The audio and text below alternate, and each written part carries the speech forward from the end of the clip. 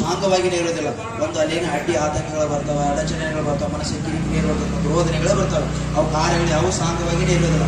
ಎಲ್ಲಾ ಕಾರ್ಯಗಳು ಶಾಂತವಾಗಿ ನೆರವೇರಬೇಕಪ್ಪ ಅಂದ್ರೆ ನಾವು ಏನ್ ಮಾಡೋದು? ಕ್ರಮವಾಗಿ ವಿಘ್ನೇಶ್ವರನನ್ನು ಪೂಜೆನ ಮಾಡ್ಕೊತು. ಇವತ್ತಿನ ದಿವಸ ಇವ ನೂತನ ಮನೆಯನ್ನ ಕಟ್ಟಿ ಎಲ್ಲರಿಗೂ ಆಹ್ವಾನ ಮಾಡ್ಕೊಳ್ತಿರ್ತೇವೆ. ನಮ್ಮ ಮನೆಯ ವಾಸ್ತು ಶಾಂತಿ ಇದೆ ಬರ್ರಿ ಅಂತೇಳಿ, ವಾಸ್ತು ಶಾಂತಿ ಇದೆ ಅಂತೇಳಿ ಕರೆದಾಗ ನೀವು ಮನೆ ಬಾಗಿಲನ್ನ ಹಾಕಿ ಒಳಗಡೆ ಪೂಜೆ ಮಾಡಿದ್ರೆ ಯಾರು ಬಂದ್ರೆ ಬರ್ತಾರ? ಬರೋದಿಲ್ಲ. ಅದೇ ತರಹ ಎಲ್ಲಾ ದೇವತೆಗಳನ್ನು ಕರೆಯೋಕ್ಕಿಂತ ಪೂರ್ವದಲ್ಲಿ ವಿಘ್ನೇಶ್ವರನ ಕರೆದು ಪೂಜೆ ಮಾಡಿಲ್ಲ ಅಂದ್ರೆ ಯಾವ ದೇವತೆಗಳನ್ನು ಕರೆದು ಪೂಜೆ ಮಾಡಿದ್ರು ಇವನ ಅಪ್ಪಣೆಯಿಂದ ಯಾರು ಬರೋದಿಲ್ಲ. ಯಾರು ಬರೋದಕ್ಕೆ ಅವನು ಮಾಡ್ತಕ್ಕಂಥ ಈ ಮಂಗಲ ಕಾರ್ಯದಲ್ಲಿ ಏನೇ ವಿಘ್ನಗಳ ಬಂದ್ರೆ, ಏನೇ ಅಡಚಣೆಗಳ ಮಾಡು ಏನೇ ಮುಖಾಂತರ ಎಲ್ಲಾ ದೇವತೆಯನ್ನು ಆಹ್ವಾನ ಮಾಡಿ ಕಳಿಸುವುದಕ್ಕೆ ನಮ್ಮ ಆಲಯದಲ್ಲಿ ದೇವಸ್ಥಾನದಲ್ಲಿ ಆಹ್ವಾನ ಮಾಡಿ ಪೂಜೆ ಮಾಡುವವರು ನಮಗೆ ಸದಾಕಾಲ ದಯಮಾಡುವಂತ ಶಕ್ತಿ ಓಂ ವಿಘ್ನರಾಜಾಯ ಓಂ ವಿಘ್ನರಾಜಾಯ ಓಂ ಶ್ರೀ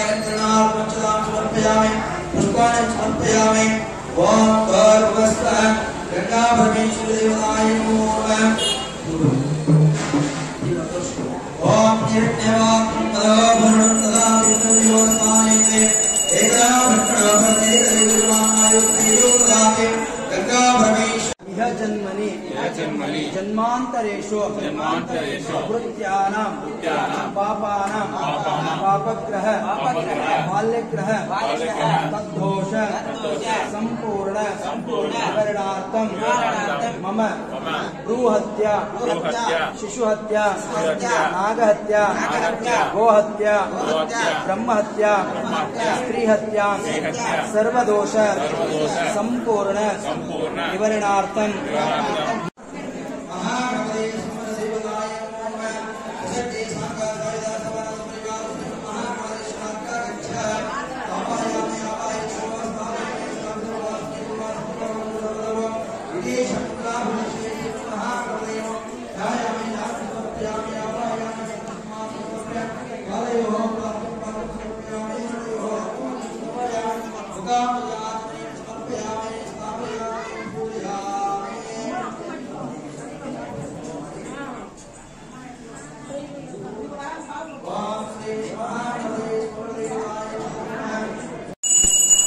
ಈ ದೇವಸ್ಥಾನದಲ್ಲಿ ಏನೋ ವಿಶೇಷ ಅಂದ್ರೆ ಇದು ಜಾತಿ ಮತ ಭೇದ ಭಾಷೆ ಏನಿಲ್ಲ. ಕಾರಣ ಹಿಂದೂ ಮುಸ್ಲಿಂ ಕ್ರಿಶ್ಚಿಯನ್ ಎಲ್ಲರಿದ್ದಾರೆ.